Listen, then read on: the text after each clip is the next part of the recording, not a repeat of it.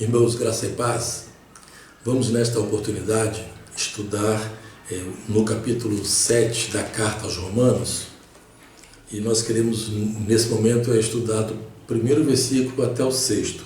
Então, Romanos capítulo 7, de 1 a 6, diz assim: Não sabeis vós, irmãos, pois falo aos que sabem a lei, que a lei tem domínio sobre o homem por todo o tempo em que vive?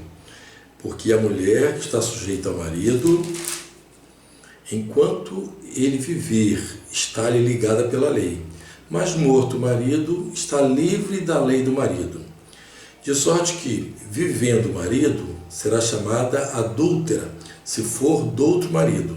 Mas morto o marido, livre está da lei, e assim não será adúltera se for do outro marido.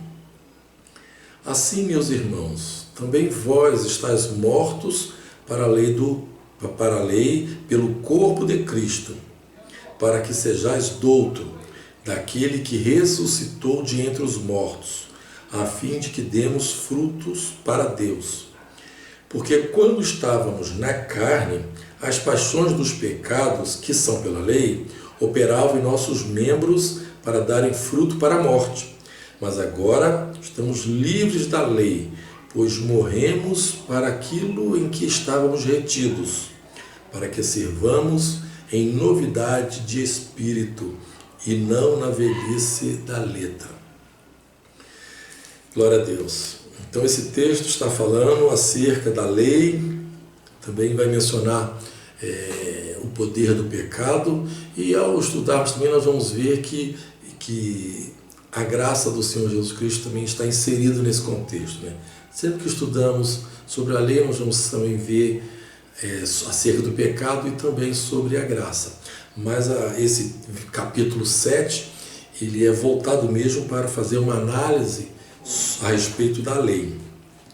Então aqui o apóstolo Paulo ele começa dizendo: Não sabeis vós, irmãos, pois falo aos que sabem a lei, que a lei tem domínio sobre o homem por todo o tempo em que vive. Então ele começa fazendo uma pergunta, mas que a resposta é só uma resposta, né?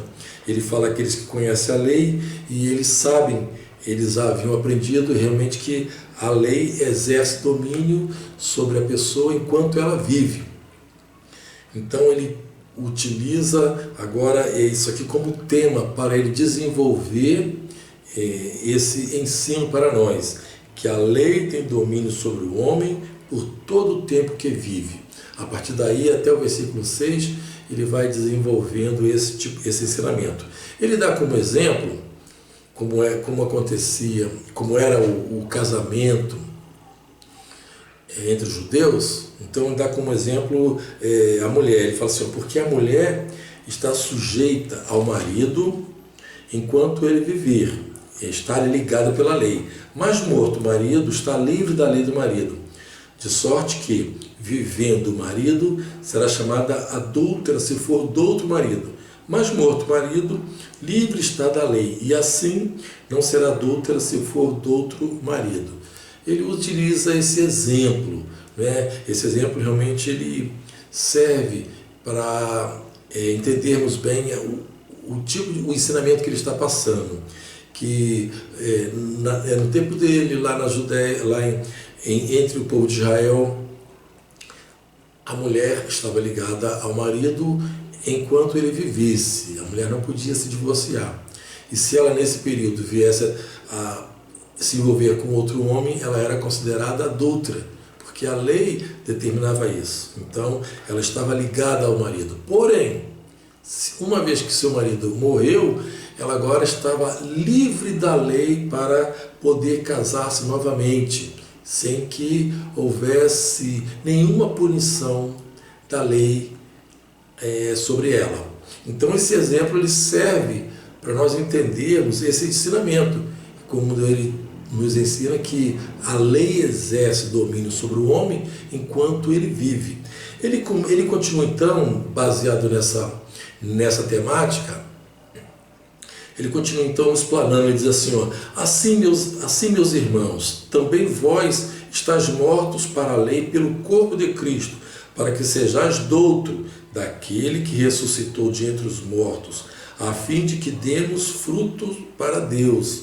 Então veja que agora ele já está falando agora para a igreja. Ele está dizendo para a igreja: assim, meus irmãos, também vós estáis mortos para a lei pelo corpo de Cristo. Então ele informa que em Cristo nós estamos mortos para a lei, ou seja, por esse motivo a lei não exerce poder sobre aqueles, nós não estamos debaixo da lei, uma vez que nós entregamos nossa vida a Cristo. Então agora nós passamos a viver debaixo da graça. Então veja que esse tema a respeito do pecado e da graça, ele sempre vai aparecer quando nós estivermos estudando a lei.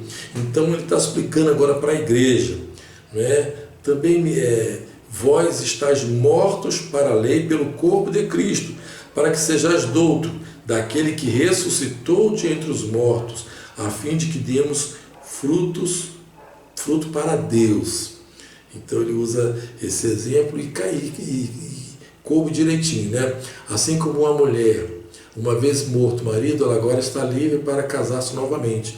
E nesse exemplo, numa linguagem figurada, é como se o ser humano estivesse ligado à lei, tivesse casado com a lei. Mas uma vez que agora, através da morte de Cristo, e quando nós nos entregamos a Cristo, então aqui está nos ensinando que nós morremos juntamente com Cristo, porque ele diz assim, vós estáis mortos para a lei pelo corpo de Cristo. Então, uma vez que nós estamos mortos para a lei já não exerce mais domínio sobre nós. E estamos agora livres para contrair um novo casamento. É o casamento da igreja com Jesus Cristo. Nós aprendemos isso, que Jesus é o noivo e a igreja é a noiva. Então, nós estamos livres da lei do pecado pelo corpo de Cristo, uma vez que ele morreu e nós aceitamos esse sacrifício. Simbolicamente, nós estamos ali juntos. Por isso, nós agora vamos contrair esse casamento, A igreja vai casar-se com Cristo. Então, aqui ele continua dizendo no capítulo 5, porque quando estávamos na carne, as paixões dos pecados que são pela lei operavam em nossos membros para darem fruto para a morte. Veja que, enquanto estávamos na carne, a lei exercia domínio sobre nós. Então era impossível que nós não pecássemos, porque o pecado é que tinha domínio sobre nós. Mas quando nós morremos para a lei, também automaticamente nós morremos para o pecado. O pecado já não exerce domínio sobre nós, porque nós recebemos a Cristo, houve uma operação, fomos transformados e agora nós somos livres agora para viver uma nova vida com Cristo, para viver em novidade de vida. E o versículo 6, mas agora estamos livres da lei, pois morremos para aquilo em que estávamos retidos, estávamos presos na lei, mas agora morremos, então nós estamos livres dessa lei, para que sirvamos em novidade de espírito e não na velhice da letra. Então ele nos dá esse ensinamento de que uma vez morto para a lei não exerce mais domínio sobre nós. Então agora nós estamos debaixo da graça. No capítulo 6, ele também, explicando esse mesmo tema, ele nos ajuda a compreender como essa morte simbólica. Porque ele diz assim, já a partir do primeiro versículo do capítulo 6 de Romanos, que diremos, pois? Permaneceremos no pecado para que a graça seja mais abundante? De modo nenhum. Nós que estamos mortos para o pecado, como viveremos ainda nele? Ou não sabeis que todos quantos fomos batizados em Jesus Cristo, fomos batizados na sua morte? Faz uma pergunta, Ou não sabeis que todos quantos fomos batizados em Jesus Cristo, fomos batizados na sua morte?